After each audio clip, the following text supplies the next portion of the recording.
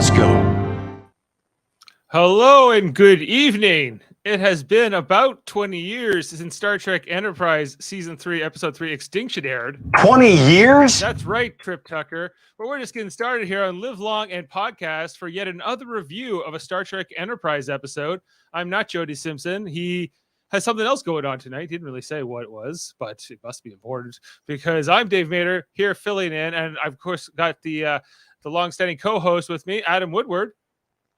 Hey, Dave. Coming to us from airport in Vancouver right now. You can see yes. planes behind me. Oh, yeah. Verified. You are in an airport. I can confirm. Yep. All those people are famous now. Especially that guy disrobing behind you. Yeah, well, he's got a mask on, so it's okay. And, of course, we got the guy who would steal the egg full of larvae from you, but then would, get some back. It's Kevin Millard. How you doing today, Kevin? I'm good. I just made that up on the fly. That wasn't really prepared. I'm not as good at this as Jody with his little tribes of the episode.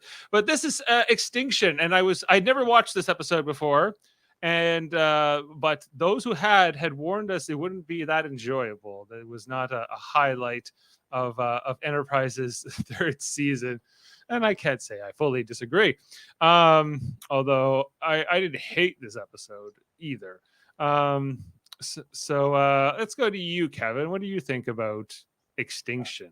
I was enjoying it until, again, the end, where it just ends without any resolution. It's like they just walk on the bridge and they're fixed. Like, great. That's great. I'm going to agree with you on that because I actually checked the time. How much time do we have left in this episode? And I had 8 minutes. And I go, man, they got a lot of resolution to do here in 8 minutes. And they just decided not to. And they spent a lot of time just like clicking and being in the forest jungle kind of. I liked that. I liked all. I didn't mind it, but it was a lot of it. And I'm like, if you're gonna want more resolution, maybe do more with this story, because they're trying to do this serialized story in this season 3 with the Xindi arc, and this is just kind of, I don't know, it doesn't quite fit. Yeah, but it's Star Trek. You're gonna get that. I mean, there's lots of episodes of Deep Space Nine that don't fit. Yeah. It wasn't a bad start. I mean, it was interesting how they got there, and I guess there was a lot of questions. I mean, how do we open, Dave? We had the opening scene where there was on a jungle in the dark again. Guy running through the forest. Somebody we don't know. We get a little glimpse of him here, but this is not somebody we're supposed to know. So I'm watching it, and then these guys in suits with green lights on them are kind of stalking this person through the forest, jungle, whatever it is. Mm-hmm. The guy falls over, and horrible death. Yeah, and they just hit him with the flamethrowers. Really, it's like no mercy, just burn them to death. My God. Yeah, even their own people later on. Yeah, even their own guy. He's like in the process, and they're just like, nope. And I'm like, I wonder how he feels about that after being given a cure after, a few hours after killing his friend. Probably not great, The other thing too is I'm like, why do I got some questions about these aliens who felt like it was their need to eradicate the infection and stuff like that. I'm like, well, then why don't they just destroy the planet if they're really afraid of this disease so much? I don't really get that part. Or if their friend got infected, why don't they just leave him to live out the rest of his life on this planet? Right. Like, why don't they just let people live on the planet and not leave? Or why leave the planet intact and kill everybody who gets this thing? Because you can't get off the planet. I don't think they're going to invent a spaceship. These infected. And start infecting other plants. Maybe I'm wrong, but that was a good question. I mean, there was really no explanation to why they are there and who's on the planet. Like, you can understand the Enterprise crew getting there because they're curious, and there was no warnings, which is odd too. Like, if you have a planet under quarantine, wouldn't you put up, some kind of probes or something that warns people off, saying, "Hey, don't go here." Yeah, well, that's kind of what Trip says. This wasn't very well marked. You could have like left a buoy or something in orbit. Yeah, okay. Comments here in the live stream from our good friend Sam. Is Davan coming on tonight? We believe he will be making an appearance after X-Men. Yes. Adam does have to get out of here before his flight takes off. That is another question. When is your flight? My flight is at 6:10, whatever Which time is- I'm on, Pacific time. So 9:10. So I have to board at 22. Right. So we have about 30 minutes left here to kind of run through the episode. It's not like there's a ton to get through. It's not, there wasn't a ton of dialogue, and and some of it was in a language we couldn't understand. And yes, Sam, we know your birthday's coming up on Sunday, and we're very excited for you. I don't think Jody and Adam singing happy birthday to you is in the cards, but who am I to say? I'm not going to So- sing, Sam. I'm not going to sing, but listen, have a very happy, heartfelt birthday from everybody here. Yeah. From the West Coast all the way to the East Coast, Sam. All right. Heading through in the episode after the credits on this Star Trek Enterprise episode, we get another aromatherapy session here with T'Pol and Trip back in her her pajamas, her Vulcan pajamas, that are, guys, like these are sexy pajamas. Like these are not they don't seem very Vulcan. I gotta say again, but I was enjoying this scene.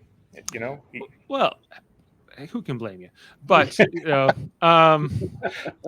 it's yeah, he brings her peaches to eat as a thank you or something like that, because I think he's late for this, and it's like if you don't know, T'Pol is at this point giving Trip massages or whatever to help him sleep because he's stressed out after the attack Vulcan on Earth. neuropressure. Vulcan neuropressure, yes, which just seems like massages to me, but whatever. He brings her a peach. Remember, Vulcans don't like eating with their hands, so this is, she's come a ways here to Paul, taking a big bite, and she says, well, this does not make up for your tardiness or whatever. So, but she goes with it, and then he she wants him to like take off his shoes here, and well, my feet are stinky, and your Vulcan nose is gonna go like it. I didn't shower. I wish they would have not done that scene. They could have just moved on. Yeah, I guess they're trying to, because they're trying to set up the romance up here with these two, and and build this kind of slowly, but create this sexual tension from them. This is her smelling his feet, I think. Here, that's the look I think she's giving it, and liking what she's smelling. Yeah. Also mentioning that LeVar Burton directed this episode, guys. And what all I've come to after watching enough of these Star Trek episodes and reviewing them and talking about them, LeVar Burton has directed some amazing episodes of Star Trek, and he's directed some really bad episodes of Star Trek. And I don't know if there's any rhyme or reason to the director, but it's like he actually just directed his own episode back in Next Gen when he was transformed into something. Yeah, right. On a planet. Yes, and good part. This is like a lot like the episode where everyone got like devolved on the Enterprise into. But there was also one where he was on a planet and he was into some kind of reptilian or something. Remember that? When who was? Jody. Oh yeah, you're absolutely right. He was. He had been infected by that other mutagenic virus like years earlier, and it was sort of activated. Yeah, and there's a Voyager episode like this, right? But I love these. Star Trek keep doing these. Just do them well. Miri. Right. Yeah. There's lots of episodes where the crew gets turned into an alien or a monster, and if we don't reverse it soon enough, it's going to be permanent. And this is no different. So, she's doing like the massages on him here. I'm trying to remember if there was anything else of substance in this scene. I don't think so. It just then it turns into she gets a call from Archer. Meet me in the command center. We got to head to the command center, and not Trip, I guess. As we know, Archer is in stressed out mode right now. He's got the weight of Earth on his shoulders, and he's trying to figure it out. We saw him absorbing the Xindi database last time we saw him. So in this command center, and he shows here to Paul that he's learned about the Xindi arboreal, the tree living Zindies, similar to sloths on Earth. And Dave, they've also I think they called out. They know of 3 species now. they know of 3, but they know that Zindi talked about there being 5. Yeah. And there was a 6, but we'll find that out later this season. He talks about where that they had been last. So they end up going to this planet. Because I just want to point this out. They go to this planet because they're trying to track down where the Zindi had been, because they had the records from the Raiders in the previous episode. But I don't think that they get any information, or that this little trip to this planet bears any kind of fruit in this investigation, right? Am I wrong about that? Or Well, they find the Zindi shuttle. Zindi shuttle, so I guess we're to believe that the ones that were eradicated in the teaser were the Zindi. Zindi arboreals, more specifically. Yeah. But Okay. She also points out, well, we don't know the Zindi are there, and he goes, well, we don't know they're not there. We don't know they're not there. And she goes, we don't know. She also says that, we don't know that the Zindi arboreals were part of the attack on Earth. It could have just been Zindi reptilians. And he also says, we also don't know that they were involved, So just getting like super annoyed with T'Pol is always like, we don't. Archer is not like, he's not relaxing at all in this whole season. He's just nope going crazy. Yep. He's going deliberately curmudgeon-y. His cortisol levels are very high, and I would agree. I think he's not doing well. Anyway, he's like, get Travis to set a course for this planet, and so they do. And then they get here. I guess some time has passed because T'Pol has changed outfits. And her chair is very, very far away from where she's working. Yes. that chair can move, right? It's on like tracks. I would hope so. Because if not, their engineers suck. Yeah.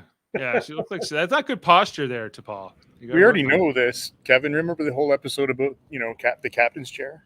Right. My chair. You may have noticed I don't sit in it too much. Anyway, so they talk about this. They're going to land in this particular region where the Zindi shuttle is. I think they said there's a lot of plant life here, but they don't detect any humanoids. So they head on down. The away team consists of Archer, Reed, Hoshi, and T'Pol. I must say that Linda Park does a great job as that alien. Yes, I would think her physical acting was her incredible. movements. Yeah, that was my highlight of this episode. How these, how the 3 of them really, but her in particular. Okay, before you get to that though, were you guys at all annoyed by Reed's like over exaggeration of swinging his rifle and that flashlight around? Did you guys notice that? Yeah. Well, Reed, I wasn't super keen on Reed before he turned into this weird alien in this episode. Not just in general, but where are the Marines? I mean, honestly, we have Marines now. You have the Makos. Like, they're not busy, are they? Like, they were. You could bring one.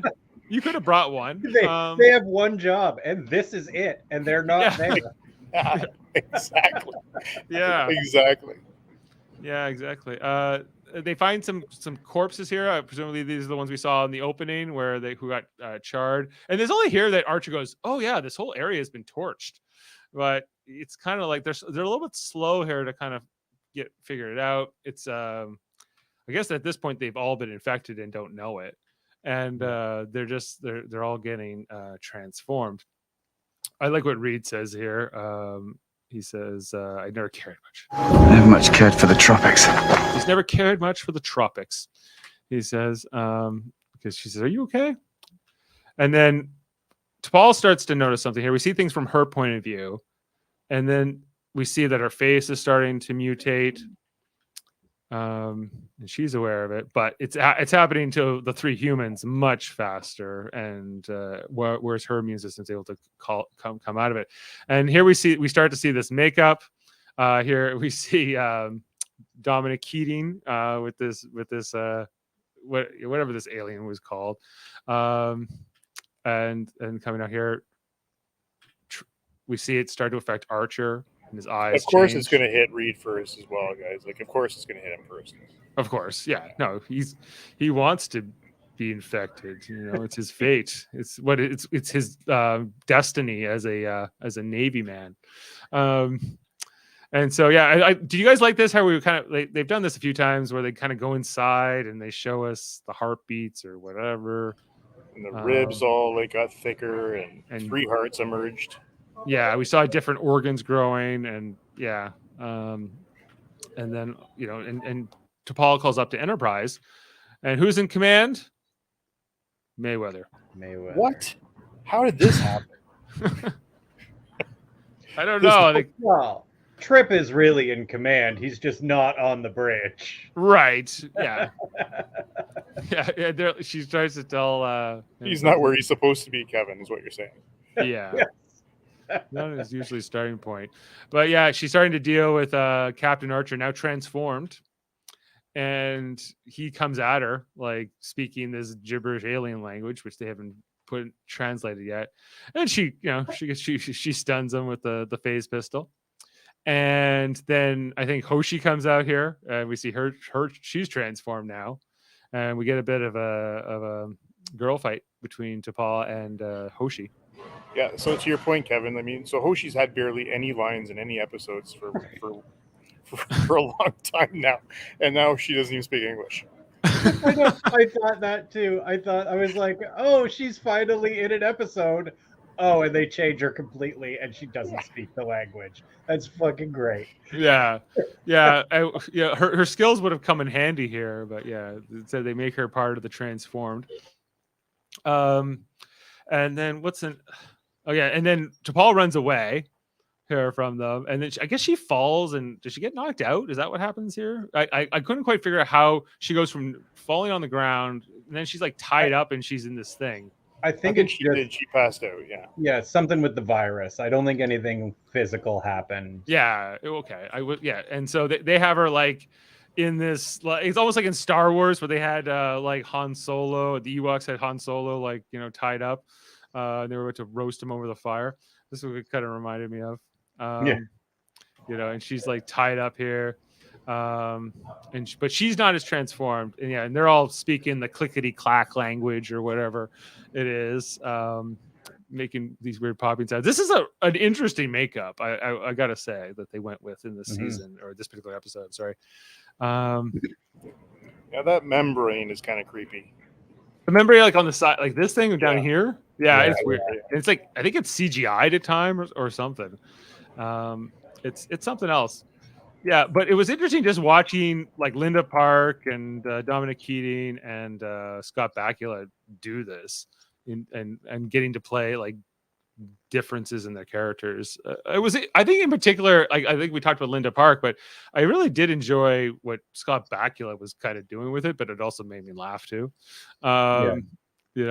Maybe that's part of the reason I was enjoying it, because he was just so. Yeah, it's one of the first episodes he's been good in. Yeah, because he's doing something completely different. Yeah, exactly. But it's not as convincing as Linda Parks, which also makes it. She steals the show for that. Like you said, her physical acting is incredible in this. The way she stands, even. Yeah, the way she moves her hips. Yeah. And look, her dialogue too, but it's more so the physical versions of how she emotes through that makeup, which was impressive. And so T'Pol trying to reason with them. I think she has to convince, to use the universal translator here to get it away from Hoshi, which takes some coercing. But Archer seems even though he's been transformed, he's still kind of Archer, or he kind of remembers who he used to be, or has this his captain morality seems. Yeah, he still responds to Captain. Yeah. He's you can keep calling me Captain, everybody. Well, I think honestly, it's respect that T'Pol's offering him, regardless, and clearly he's the leader. Even in his state. Yeah, it's it's almost. This almost reminds me of zombies in some ways in this episode too, and I remember Bub the zombie from Day of the Dead, who was could kind of remember his old life or stuff like that, and that's kind of what I felt it was a little bit in this too. Anyway, she gets the universal translator, And when she finally gets it from T'Pol finally gets it from them, and she's like, talk. And they're just like, they won't talk. They just start growling at this point. She's like, talk. But anyway, we have to cut away because apparently that took a while for it to work out. Back up on Enterprise, we find that Phlox is saying, yeah, I can detect one Vulcan, but I can't detect the humans. And they're like, well, where are our people? How, Trip, of course, going mad. He doesn't like when he can't find Archer. He gets very distressed. We know this. He does, but you know what? This is the time he actually shows restraint. He's not rushing in like he normally would. True. Although Phlox does say, like, I'd like to run some more tests and scans before you try to go down there because we don't know how this thing's transmitted. And Trip eventually just says, we'll go in EV suits, which turns out to be fine. But he doesn't really know what he's getting into at this point. But you know what? He's making decisions and making things happen. I really like Trip in this episode. Yeah, I would agree with you, Kevin. I think he's showing leadership again, finally. Yeah. And he's not like, it's not all about the captain, and it's about the crew, right? Very different. Yep. Right. Yeah, I think that's been part of his arc, is that he used to just be like this loyal soldier to Archer pretty exclusively, and now he kind of has more connections with the rest of them. So that's a good thing. But yeah, like Trips, he's going to get the Makos, which they and go down, and Phlox is like, all right, go for it. So anyway, they come back, and I think this is the point where they're finally starting to be able to talk to Archer. He's like, Enterprise, what is that? The accent he went with for this was interesting too. Yeah, and just going through it, and Hoshi doesn't want to trust T'Pol. We don't know. We can't trust her. She's not one of us. We don't know what she is. Dominic Keating or Reed here. He's like the creepy, like lieutenant guy. He's like whispering in Archer's ears, because I found it interesting that they still look at Archer as like the alpha of the pack. Yeah. Despite, but I think that's also supported by what T'Pol's doing too. I mean, she's going to him for everything. True. So like maybe they were just responding to that. That's a good point. Yeah. But also Archer's strong enough to take away that egg from Reed later on. Yeah. Anyway, yeah, he just starts grabbing him here. Yeah, I was a little wondering where that scene was going to go because he was. Yeah. Coming in with us now from Nova Scotia, coast to coast. We got Davan Skelhorn. Nova Scotia to BC. I dream I was. You dream of the city. I was there. Thousands of us. Davan, how are you doing tonight? Better than this episode. What did you like this part here where Reed ran up the tree to get He just jumped up there real quick, right? Jumped up the tree. And No, not really. These egg things come down. There's only two of them.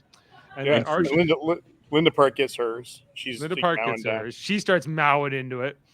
It does look like a plastic egg, I got to tell you, but it's okay. Looks like Tin Man. Yeah, little version. Almost looks like live Tespa. Looks like live Tespa as well, like on Cardassia. It's got just these maggots in there with some, I don't know what else they did there, but it looks not too good. Those are real maggots. I'll tell you right now. They went to the pet store and got maggots. But what's the? You think they added like this green looking slime in there too? Yeah. Yeah. Probably not good for the maggots, but cares about maggots. Yeah, especially when you're eating them. I hope she didn't really eat them. Although we did say we did like Linda Park's physical acting quite a bit in this episode, Davan. Like she's very interesting with how she's a good actress. They just don't do enough with her series. Dominic Keating was interesting. I got the eggs, and you're not giving me any. I got the eggs from the tree. I'm like, can you guys not get a third egg for so you can all have your own egg or whatever? But Linda Park is just kind of watching this, like maybe trying to see which of the males will come out dominant in this little meeting of the horns. And Archer just starts throwing them around here. This was like a species that was pretty advanced, right? Because the whole idea of this mutagenic virus was like their species was going to die out. And so they invented this to sort of turn people into their species. But yeah, they're also kind of animalistic, I guess is what I'm getting at. Yeah. In how they behave. Why is she's down there? Oh yeah, and he takes the rock. And then, that's him. That's Dominic Keating on the ground. that's Dominic Keating. Yeah. Yeah. Oh yeah, because Archer wins the fight. I couldn't get a lot of screenshots from the fight. It's just a very fast, weird kind of fight. And then he breaks open the rock, the egg thing, and he's ready to eat all the maggots. And then he looks up. He's like, "Oh, but poor you, T'Pol. You're my buddy. You gotta have some. You want some of the maggots? I'm not hungry. I'm a vegetarian. Yeah. He eventually okay, whatever. And then how he just squirms up here can I please have some? And he's just like, fine, take some. He's like, I got the egg in the first place. Anyway, so Trip and one Mako are in the other shuttle pod, searching the forest here, trying to find the crew.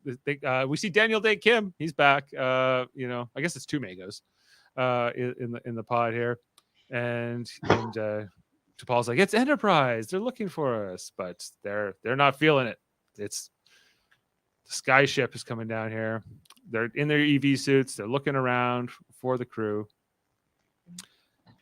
I did like seeing the night vision a little bit through these aliens, how they could kind of see the thermal and whatever, and how they can see much better in the dark than the humans can, or the Vulcans.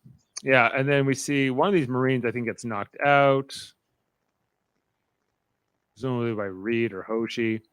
Trip catches up here, and then I think this is where Reed jumps out of the jungle here and tries to attack, I think, Trip, and he just gets phasered and knocked down, and then Trip or the Archer attacks then him, hits him with this pose. We see fighter Archer.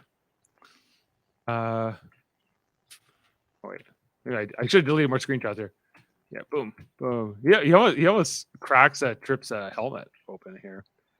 And then T'Pol kind of comes to the rescue and kind of she says, "You know me." Everything in this episode is about the connection between T'Pol and Archer. A lot of it seems to focus between these two specifically. And Archer's Trip is what the hell's going on down here, right? Yeah, and then she says, I'm going to stay with them. You take Reed with you. Right? But what we find out is that this is a mistake, is that she really should go back with them because we find out it's her DNA. Pure. Yeah. Well, she's the cure, so we need her. But they end up taking Reed back. They put him in the isolation chamber. He's climbing the walls, literally. And this is where we get the exposition here with T'Pol and Trip, Phlox and Trip, where he explains this virus and how it turns people into another species. Then we get a call from the bridge. Trip is called there by Mayweather when we find out two alien ships. And you can just see his expression. It's oh God, what now? Yeah. I don't have time. I'm an engineer. Yeah, so the two alien ships, who we're never told the name of these aliens. They show up, and we see in many episodes, they're just grumpy. They don't, they're just you're in restricted space. You're in our space. Everybody in the Expanse is grumpy, Dave. Everybody in the Expanse. Everybody in the Expanse, but you see this in all the time in Star Trek, where the aliens are, you're in our territory, you have to leave, and then they go, oh, I'm sorry, we didn't know it was your territory. This seems to come up all the time. Davan, one thing we were talking about is the fact that why wasn't there a buoy in orbit? If this is such a big deal, or in the solar system, I know nobody uses buoys except for the Federation, basically. So, yeah. It's just they wait for somebody to show up just so they can fly over and say, hey, you're not supposed to be here. We know we never told you, but you're not supposed to. Anyway, what do you guys think of this territory? Yeah, this alien captain guy. Pretty generic. Very generic. It's like he got like a Roman outfit and just put a big emblem on his chest or something. Hey guys, before I go, because I have to go, I just want to just 2 fun facts. Well, yeah. You know what? Before you go, we better get your rating too. I'm giving it a 5. That's generous. Well, yeah, I'm giving it a 5. But listen to this. But hold on a second. Okay, she's talking. Flight 8278, the flight is quite full. If anyone wants to check in, turn on. I'll come right back, Dave. All right, no problem. All right, Okay, we'll go back. Quiet. She's quiet. Okay, real quick. So LeVar Burton, who plays LaForge in Next Gen, went to producers and told him he was ashamed that he had directed this episode. It's bad. And then 10 years after this episode aired, Brandon Braga called Extinction one of the singularly most embarrassing episodes of Star Trek I was ever involved with. So, oh no, there's way worse. Than, no, I can think of there's many. no code of honor. I can think of many episodes that Brandon Braga is directly involved with that he should be more ashamed of than this. Well, yeah. Like this. Threshold. Anyway, I'll see you guys. Take care. Yeah. All the best. Yeah, Adam. See you, Adam. Good flight. Yeah. In particular, Threshold, because like didn't you learn your lesson from Threshold? This is a little bit in that vein, although it's not exactly the same. It's not exactly the same as any of the previous, the crew gets turned into an alien episodes that we've seen in various Star Treks before. Okay, back to the planet where after, by the way, Trip told the alien captain guy, you have a big fight if you try to board our ship. And so I guess the alien captain reads it here. Here we got, is this where they go into the caves? This is where like Archer as this alien, this is the dream sequence. Now I'm remembering. This is like when he's having the dream. Yeah. And we kind of see that there was like this underground city that these aliens used to live in. And I was like, but why are they all not weird looking alien guys going, they look like just like people from what I could tell. I feel like we could have seen more here, but we got the bad CGI people, and Jody's not here to tell me I'm not allowed to comment on bad CGI people. But guess what? He's not here. So and they were bad. They were very bad, especially since they're supposed to be like these like monkey people who like climb trees and do like, I'm like, this looks lame as hell. Like, anyway, so Archer's looking out there, and then, his worst nightmare, real Archer's here. That made no real sense to me. No, I didn't really get that either. But then he wakes up. LeVar agreed to direct this, so yeah. Well, I was just saying, I'm like, he's directed some really bad episodes and he's directed some really good episodes, and I don't know if there's any rhyme or reason or how much influence a director even has on an episode, but with all that in mind, but it is what it is. It largely just comes down to writing in these TV shows, and who did write this episode? Is it Brandon Braga? No, it's Andre Bormanis wrote this. Oh, okay. He's their science guy. He's more of a science guy than a writer. TNG used him as the science consultant. Yeah. Well, I don't start writing stories. I don't know how scientific. He has written a couple good ones, though. I don't think we've had all bad Andre Bormanis episodes. All right. Certainly, I don't think of his name as writing the terrible episodes. And I've seen there have been worse episodes of Enterprise than this. For sure. I would say. Well, I don't know. I don't know if there has. Well, what's your big beef with the episode, Davan? It's just boring and pointless. Well, I understand that's not a episodes, sin in itself. But I usually really enjoy bottle episodes. They didn't need to take a break from the Xindi plot, but they do a few times in this season, and the other times work better than this. Yeah, I think I just didn't find any other caveman stuff interesting. I didn't find any of those scenes compelling or anything. No, this guy I didn't care about. It's just a whole lot of nothing for me. I just liked seeing Linda Park do something fun. If it was fun, though, I would have enjoyed it. I agree she did well. It was good body acting, but yeah. Yeah, but this alien guy, this captain, and I guess the only thing I could really look at this episode back was post-pandemic, post-COVID, looking at sort of how you think about diseases and eradicating them, and how when this captain is explaining how there was like somebody got back on his home world and it nearly wiped them out. And so what did he say? Like they killed like 10 million people on their own planet that were infected with this virus, and they're like, that sounds harsh. And he's like, well, that's how it goes. And then he gets we know. Yeah, we know. Anyway, he gets the call here from his species. He's like, let me because he doesn't like the fact that Reed is in the isolation chamber. Like, they just basically want to kill the aliens and move on here, or kill the Enterprise crew. I'm sorry, not the aliens, or the crew turning into aliens. But Phlox needs more time, and then he needs that DNA from T'Pol, and this is where Trip goes on this run. He runs through the ship really fast so he can get to the Bidden Peach. My favorite is when he's running through the corridor and nobody's moving out of his way. Yeah, like he is like the third in command on this ship, right? Yeah, he is. Yeah. All right. So I guess, but it was also odd to me that like Phlox wouldn't have any of her DNA on hand, or maybe you need the K cells more specifically. I don't know. Yeah, I guess. Anyway, so then next in this episode, we get this next scene here where it's T'Pol and there's Hoshi going into, like, I guess, find the underground city that we saw in the dream here. But they don't find it. Instead, they find the ruins, and they find this old dead body. But it's not an ancient body, as Archer will point out. Because when they look down, we see that city we saw in the dream is now just all ruins, destroyed long ago. Mm-hmm. Sad for these this sad face.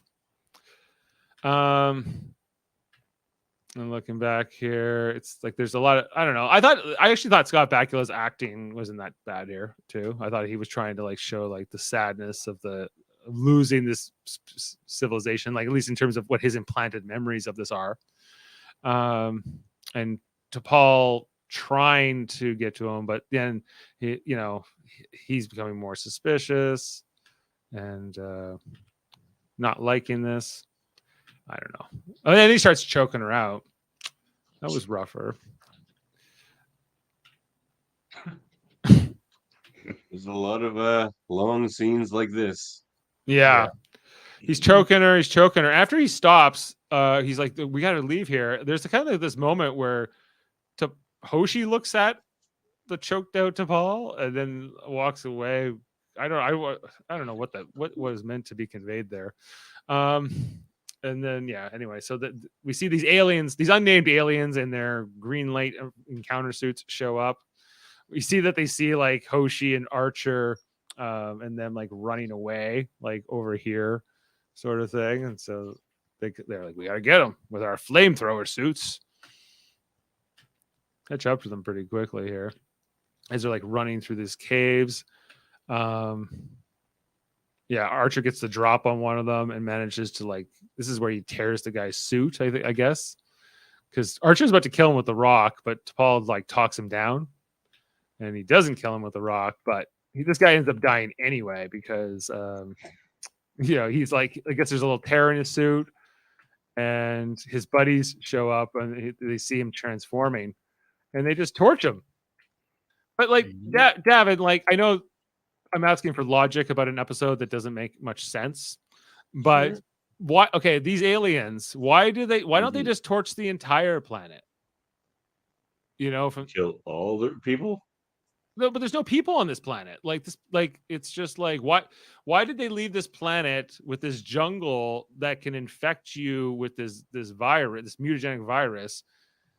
And if they they should either quarantine it entirely and never go there. Yeah, but even so, but their friend here who's on the planet, or Archer, or any of them, anybody who's on the planet and infected already, what's the harm in leaving them there?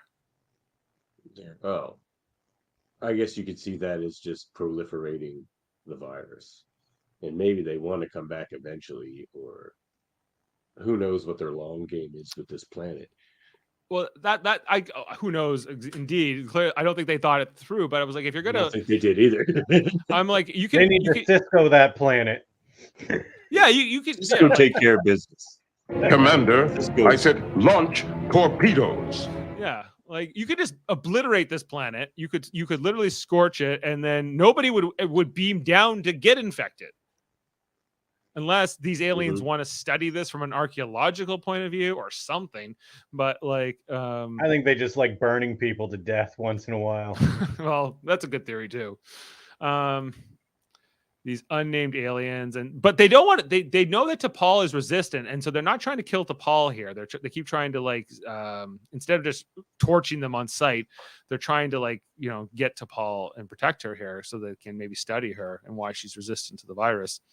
But Archer's he's a great warrior in any alien DNA, whether it be human or not. Although they eventually take him down. Hoshi's all defensive of him here. And then Trip and the Mako beam down. They just phaser these guys. The flamethrowers. Don't bring a flamethrower to a phaser fight. That's what I say. And yeah, and the Mako. This is the other thing we were complaining about before you joined, Davan, was like they have these Makos who their main point is to go on like missions and stuff. Like they didn't take a Mako in the first place in the initial shuttle pod. That didn't make sense to us. But the only thing you can give that, and I agree with you, but they've shown they don't really like the Makos. They think they're better at all this space stuff, and they'd rather probably do it themselves. Yeah. Eventually he starts using the Makos. Don't worry, he starts using the Makos a lot. Yeah. Well, he didn't bring them on this particular mission, but yeah. But yeah, I think I understand the tension particularly with Reed and the Makos, and maybe the rest of Reed's security team. I'm not sure, but anyway, so I don't know. T'Pol like appeals here to Archer, and he ends up going up in the shuttle pod with them, and they're able to get it going. And then we get to see like other officers here. Even this guy who's filling in at Hoshi's post, he has like lines. I was like shocked. I was like, more than Mayweather. More than Mayweather usually gets in a given episode. Mayweather never gets anything, man. Yeah, and Mayweather, I didn't mind it, but Mayweather's in the chair, but then he kicks out the relief pilot, and he's like, no, I'll take the con. I got this. I'm like, what? That was odd. You're supposed to be in command on the bridge, Mayweather. Like, you don't trust your boy there to like fly the ship? What kind of boss are you? That's what I say. Anyway, so they warp away. So there's a bit of a high speed chase, a warp speed chase, with these two alien ships and Enterprise, where they're following it here. Tucker gets up to the bridge here, and yeah, it's kind of like just a shoot 'em fight. They start firing at him. Yeah, here's the guy relieving Hoshi, also an ensign, same rank. I haven't seen this guy before, but he's coming in. Oh, look at that! Look at Trip in that chair. He's commanding. Looks like he's fallen out of it. Yeah, and they take a good shot here. I think their hull plating starting to buckle. Let's get them on the comms, and they're like, "You drop out of warp so we can kill all you people." And then they're like, "Well, just look what we got here. It's Archer." And then the episode is over. Yeah, the episode is basically over. Archer is like, look, Phlox is like, "Look, I just cured these people. I was able to synthesize an antidote using a bitten peach that was coming through." Anyway, so this is convincing enough to these aliens who are not quite evil, but also are kind of evil. I don't know what the hell their deal is. They're just driven. They're just driven. Nobody does, including the writer. Yeah. And so there we see here. I guess Reed was the last to get like treatment. He was the. I would have thought that like he would have tested the cure on Reed first before he gave it to Archer and Hoshi, but I guess not. Maybe he knew Archer would want to be the first test. Yeah, probably. Yeah, and it was like this. If this does kill you, I would be granting Reed's death wish, and that would be against the code of Denoblian medical ethics. So anyway, the cross pass here between Reed and Archer, and Archer's like, "Why don't you take a couple of days off?" I'm like, "You think?" Like you seem to spend most of your time. Denoblian. I just might. Yeah. which is fine. Okay. Now the ending of this episode here, where they said, "Okay, he gives like the virus here to Archer, and Archer looks at it and it's like the entire culture is trapped inside of this virus, or that these aliens went out. Their species went extinct, hence the name Extinction. So it's kind of a little bit like the episode where Picard gets like that inner light, where he gets the flash from the thing and he learns to play the Yeah. flute and all that crap. And I guess they're trying to say like this is like the last memory here, although they don't like everyone getting infected and turned into aliens and eating maggots out of egg things, but they would, I guess, like to go here. So that he's like, take it away and save it, put it in like the stasis or something, Phlox. And he's just like, this is kind of dumb, but okay. Yeah, I'm gonna like go along. why keep it? Are you going to turn people into that guess- species? Like, why keep it? I guess like maybe he's thinking like that they can maybe in time figure out how to use this to get the information out of it. Like maybe there's Give information in them the all box. shitty android bodies too, like Picard. Maybe. I don't know. Like but it goes inside of this like, what is this? Like a 3D printer? What was this? It looks like That's something the thing they Moriarty was in. Moriarty was in. And that's the end of the episode. In loving memory of Jerry Fleck. And Poor maybe guy. that's a good segue because I don't know who Jerry Fleck is. Are you guys ready for some fun facts or some details discovered with Dave? He was the writer they put to death. No, I'm just kidding. Okay, so this episode was dedicated to the memory of Jerry Fleck, the show's first assistant director. This was the last episode on which he worked before dying in his sleep at the age of 55. Oh, This okay. episode killed him. But he did work on it. Oh, that's sad. Okay, this would be like it'd be great to work on Star Trek as an assistant director, but imagine this is like your last episode. That's disappointing. This episode saw the series title change from Enterprise to Star Trek Enterprise in the opening credits. Well, we knew that already. This episode shares similar plot elements to Next Generation's Identity Crisis, where Geordi LaForge is transformed into another species in an extremely short time span, as well as the Next Generation episode Genesis, where everyone got turned into like different aliens, or Barclay got turned into a spider.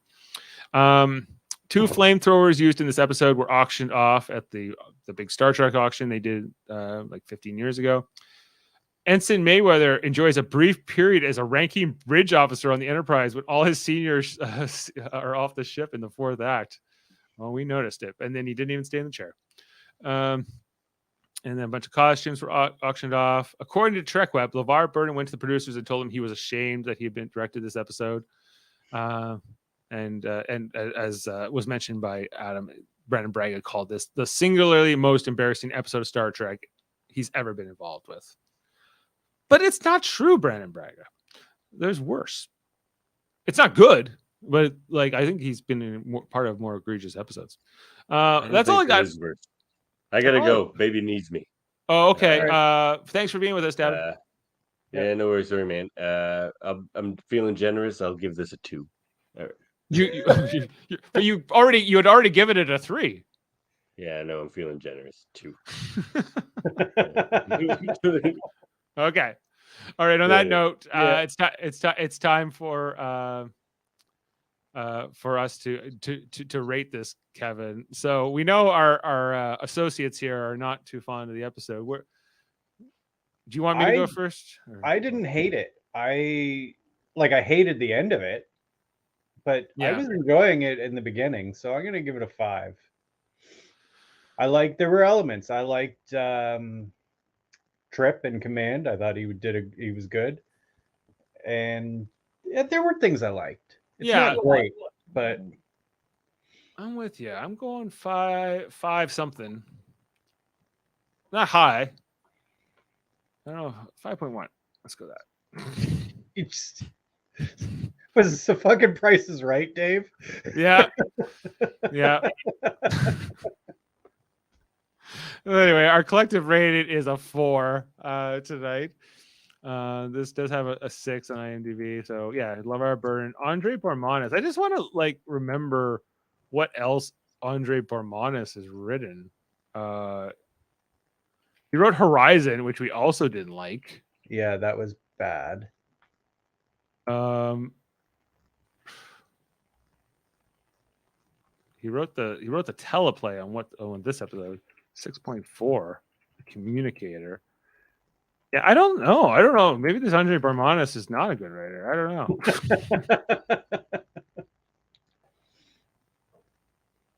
Yeah. Okay. I was looking for something that might redeem him there, but not seeing it. Okay, so and this is normally where I was Jody. What's coming next, Jody? Jody's not here, so I'll go. Next episode, it's called. Starts with an F. Rajin. With an R. It starts with an R. R. Rajai. Ragin. Ragin. Okay, what's the premise here? Enterprise takes on board Ragin, a beautiful enigmatic passenger with ulterior motives. Okay. That doesn't sound fantastic either. No, it doesn't sound fantastic, does it? It sounds I thought like this was supposed to be the Xindi arc. it's supposed to be, but I'm like, what? This is like the slowest. Like, let's get off the ground here, guys. Like, can we get going? Nikita. Although Deep Space Nine does this with the Dominion War too. You'll get like 6 episodes in a row where there's almost nothing. Yeah, I guess why I think it works better when Deep Space Nine does it is because it's a station and there's all these comings and goings, and they just have this deep bench of characters. Yes, so many characters, and it works so well for them because it's a space station. I think because like when we watched the Far Beyond the Stars a couple weeks ago in Deep Space Nine, and like, you know, Penny Johnson comes in, Cassidy Yates. Like, when was the last time we had seen Cassidy Yates before that episode? But she comes in and it's like, oh yeah, Cassidy's here. It doesn't, you know, and it's like it's seamless.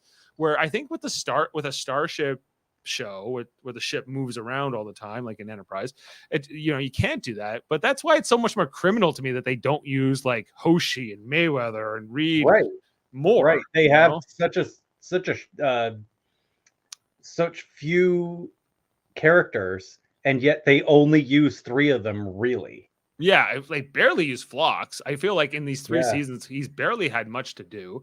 I think the fact that this chef is never seen, I'm like, make him a character. Make it the chef a person on the ship. Like, you can have more characters, like, but instead they tend to just give way more dialogue to either to Paul or Archer or Trip, primarily. You know, instead, and I think that's kind of where I don't even think they were trying to replicate Deep Space Nine, and maybe we're going to feel differently, you know, by the end of this Indie arc and say that was pretty good.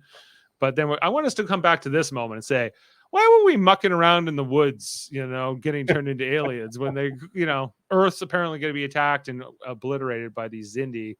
You know, maybe we don't need these side adventures. The only rationale I can think is they're like 24 episodes is a lot. Let's just pace ourselves. Fair enough, but I feel like you could maybe not do these little whatevers. Like, not that if they had done this episode in the 2nd season, I think I would have liked it better. Yeah, you know, I just feel like the timing of it, I'm like, why now? You know, unless they were just sitting on the script and at least they mentioned the Xindi in this. Yeah, they're like, we're still looking for them, but you know, looking for those leads. I guess they don't want it to be easy, and fair enough. And when you think about the Dominion War in Deep Space Nine, that they took their time with that. You know? Oh yes, big. It's time. surprising actually now going through it week to week again, just how long it takes for that story to unfold. I always think of season 6 as being like all Dominion War, and it's almost not at all. Yeah, they'll have like an episode like with the with Quark, like Who Mourns for Morn, that has nothing to do with the Dominion, or stuff like that, or Magnificent Frankie did a little bit, but like, you know, the wedding episode, there's a few ones like that. Anyway, and speaking of which, tomorrow we'll be talking about the next episode of Star Trek Deep Space Nine. What are we doing tomorrow after One Little Ship? The Orion one, O'Brien and the Orion. Honor Among Thieves. Yes. Yeah. So another episode that has zero to do with anything.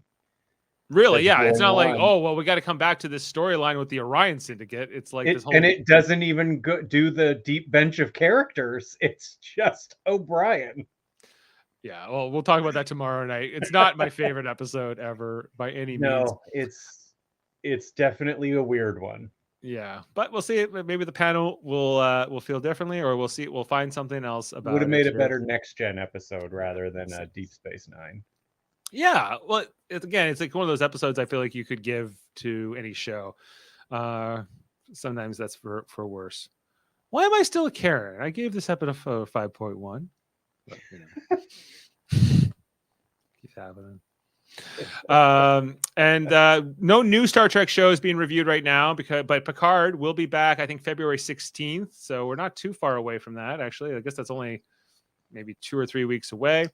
So we'll be picking up season 3. You can be back for that one, Kevin, you think? I don't know. We'll see. We'll see. It's see. a while away. I know Davan's in for that one, and we'll be covering that. And then I think Star Trek Discovery after that, and probably Strange New Worlds. So lots coming up here on Live Long and Podcast in our reviews. That's our Red Division. Check out that. We also have our Science Division, where Davan does things like debates and trivia and Class L probes. He also leads the Locutors of Trek Division, which does like more long format Star Trek podcasts, answering the more philosophical questions. Very good stuff. And our Gold Division, Operations Division, which does things like Star Trek Radio Theater, or we might be like playing video games online, like Star Trek Online, or whatever, things of that nature. So check out all the great stuff here on Live Long and Podcast, a great community of Star Trek podcasters. As well, look out for our affiliates in the United Federation of Podcasts.